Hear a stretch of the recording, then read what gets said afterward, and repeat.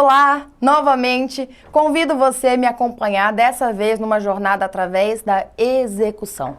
Você com certeza já ouviu muita gente falando assim, fulano me deve, me pagou um cheque e aí não vem pegar o cheque, tem uma nota promissória, tem um valor aqui, tem um contrato e você ouviu alguém, mesmo um leigo, falar, por que você não executa? Você já ouviu isso? O que é execução? Nós vamos descobrir hoje, caso você não se lembre. Se você quiser me acompanhar, nós estamos na página 30 da sua apostila, rumando da metade para o fim, do meio-dia para as 4. O que é execução? Para entendermos execução, nós precisamos passar por outras fases. Nós falamos da fase de conhecimento e da fase recursal nas aulas anteriores. A fase de conhecimento, olha o nome, conhecimento, é a fase em que as partes vão dar conhecimento ao juiz, aquele que vai julgar, do que é que está acontecendo. O autor, o requerente, o reclamante, ele se manifesta na petição inicial. Chega a vez de falar a parte requerida, a parte reclamada, a parte ré, e aí ele faz numa contestação. Ambos têm oportunidade de falar, ambos têm oportunidade de estar defendido por um advogado, representado por um advogado, ambos podem fazer as mesmas provas, têm os mesmos prazos, porque nós temos isonomia, igualdade processual. E ao final, depois que eles já fizeram tudo o que podiam para convencer o magistrado, o juiz precisa pegar todo aquele material e decidir. Então, a fase de conhecimento é todo esse tempo, todo esse procedimento, desde que o problema é depositado na mão do judiciário até o momento em que o magistrado decide a matéria. Lembra que a gente falou sobre isso quando foi falar da fase recursal? Depois da fase de conhecimento, eu entro na fase de recursos? Maravilha. Fase de liquidação. Vamos supor que um processo encerrou mesmo. Tudo que tinha para recorrer ou não recorreram, a decisão final é uma dívida de 12 mil reais. Se a dívida é de 12 mil reais e aí eu preciso recebê-la, pode acontecer duas coisas. Uma coisa é a parte que perdeu pagar 12 mil reais. A gente chama isso de cumprimento espontâneo. Ela cumpriu a decisão espontaneamente. A segunda opção, que é quase 99,9% das vezes, é a pessoa não pagar. Ela está condenada e ela fica inerte. Quando isso acontece, não estou esquecendo da fase de liquidação, tá? É intencional. Quando isso acontece, nós precisamos executar aquela decisão. Então a gente faz uma petição, apresenta o cálculo com as atualizações, etc, etc, e o juiz vai intimar novamente a parte perdedora e vai falar, filhão, pague em 3 dias. Se você não pagar, ou em 5 dias, se você não pagar, vai ter juros, atualização monetária, honorário de advogado, etc. Isso acontece em tudo quanto é processo civil, trabalhista, né? Você tem aqueles prejuízos. É aqui nessa fase que começa penhora valor, bacenjude, penhora carro, penhora imóvel, tenta, né? Começa a não encontrar valores. Então, a fase de execução é quando eu tenho decisão definitiva, ela não é cumprida espontaneamente, aí eu preciso executar aquela decisão judicial. Vamos falar agora de um tipo de processo que precisaria de liquidação. Nesse exemplo que eu dei, eu falei que a dívida era de 12 mil reais.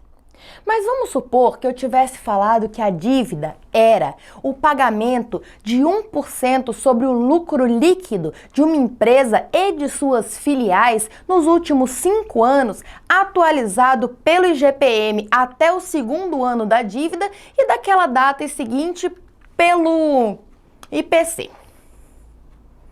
Me dá o valor. Não é só você que não sabe. Se estiver isso num processo, ninguém sabe.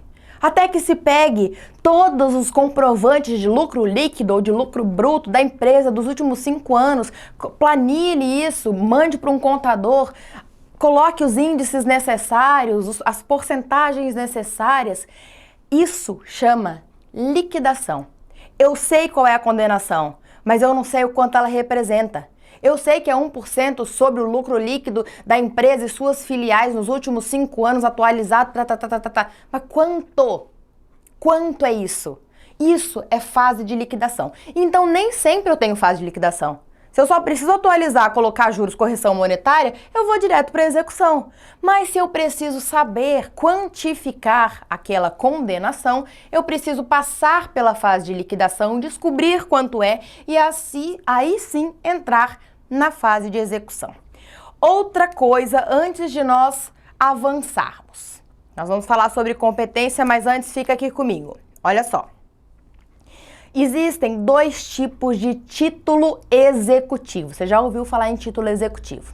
Nós temos títulos executivos judiciais, que é esse exemplo que eu dei aqui. Ele vem de uma decisão judicial, de um acordo que foi homologado, de uma condenação, de qualquer coisa, tá? Mas saiu do judiciário e tem força executiva. E eu tenho os títulos que são de mercado. Eu tenho contrato, cheque, nota promissória, blá, blá, blá, blá. Esses são títulos extrajudiciais. Eles também são executados. A diferença é que eu não passo por essa fase. Eu pego o cheque e entro com uma ação de execução. Não é fase de execução, é processo de execução. Porque eu já vou para o judiciário na fase final. Eu já vou aqui. Como eu tenho título, o juiz vai bater o olho e vai falar, realmente há uma dívida, executa. A intimação não é apresente defesa. A intimação é pague.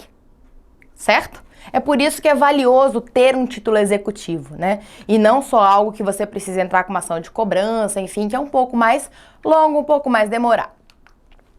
Vamos falar então de competência na fase de execução. Competência, lembrando, é quem vai julgar, quem vai analisar, quem é competente. E não é competência e incompetência no sentido de ser uma pessoa mal estudada, despreparada. É a questão de competência prevista na nossa legislação e na Constituição Federal. Compete a você, não compete a fulano. Então vamos lá. Competência é o poder de julgar determinado caso. As competências são fatias do poder jurisdicional que o Estado tem como um todo. Ela é definida, no caso aqui da execução, de acordo com o tipo do título executivo. Eu te disse que são dois, então nós vamos ver quem é competente quando é título judicial, quem é competente quando é título extrajudicial. Competência absoluta. Por que é que eu coloquei isso aqui? Existe uma competência relativa e uma competência absoluta. Isso existe no judiciário para todo lado e existe aqui também. Existe no civil, existe no trabalhista, existe no eleitoral. A competência relativa é aquela que a gente pode mudar. Você está falando assim, mas como que a gente pode mudar? Você já viu um contrato que as partes fazem o contrato? Com certeza, tá? Com certeza você viu. Qual é a última cláusula? As partes elegem o foro da cidade de Campo Grande, Mato Grosso do Sul, para dirimir eventuais conflitos derivados deste contrato. O que é isso? As partes estão estabelecendo onde elas vão litigar caso, por acaso, elas tenham um problema.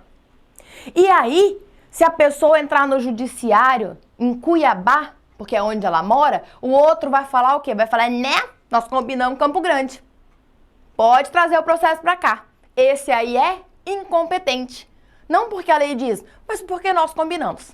Então, tem algumas situações que são possíveis de competência relativa e tem outras que são absolutas. O absoluto não pode ser negociado. A lei estabeleceu PT, saudações. Se for feito em outro lugar, é nulo. Olha como é sério. Essa competência, ela é absoluta, essa que nós estamos tratando. Não pode ser modificada por vontade das partes, certo? Então vamos lá. Títulos executivos judiciais. Saiu de um processo de conhecimento, virou um título executivo judicial, seja por acordo, seja por condenação, por decisão judicial, saiu do judiciário, não veio do mercado, tá? Acordos homologados pelo juiz, decisões judiciais, etc, etc. Onde você vai achar isso? 877 da CLT.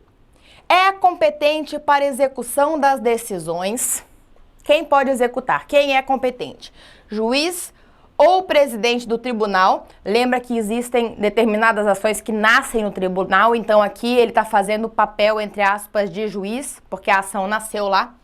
Que tiver conciliado, homologação de acordo, ou julgado, decisão, originariamente o dissídio. O que ele está dizendo? Aquele que deu a decisão final, ou o presidente do tribunal onde aconteceu a decisão final, na fase de conhecimento, quando entrar na fase de execução é a mesma pessoa. Ele continua. Fácil, né? Agora, se for título executivo extrajudicial, o 877A nos diz que é competente por distribuição. Ah, professora, mas não está escrito por distribuição. Vou te explicar. Se eu tenho um título extrajudicial vindo do mercado e ele cai dentro do judiciário numa ação de execução, o cartório distribuidor, a secretaria, né, quem for competente para fazer isso, vai distribuir para um juiz ou para um presidente, para um relator, para um tribunal que julgaria essa situação se fosse passar por uma fase de conhecimento. Mas aí é por sorteio. Eu não tenho ainda uma pessoa que realmente tocou esse processo. Ele é novo, completamente novo, ninguém viu essa negociação. Ela está vindo do mercado, ela está vindo de fora, não nasceu no judiciário. Olha o que o artigo diz. É competente para execução de título executivo extrajudicial o juiz que teria competência, se, quem sabe, todavia, o processo de conhecimento tivesse sido levado para o judiciário. Critério de distribuição. Então, o que nós temos? Executivo judicial, critério de prevenção. A pessoa que já tocou o processo é o juiz responsável para mexer na execução.